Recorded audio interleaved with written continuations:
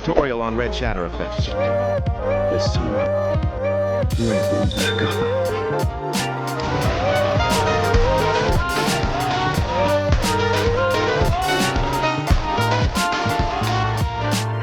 At first, freeze your second clip at start. Overlay it and move to back. Split and make it 0.4 seconds. Go remove BG Auto Removal. Add a keyframe at last, slide down on first key. Set ease in graph. Go to adjust and click on graph. Set graph like me.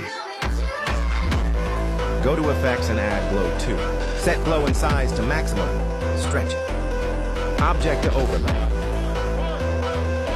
Add this overlay, I'll show it last. Make it whole screen and set like me. Make it speed to 3x max. For removing black screen, go remove. BG Chroma Key Intensity 60, Cleanup Edge 100. Now add ripple overlay. Set it like me. In Splice, choose filter. Stretch it according to clip. Go to adjust and set brightness to 30. Go to effects and add shake. Stretch effect according to clip. Object all video. Add a keyframe at start last key all to 0.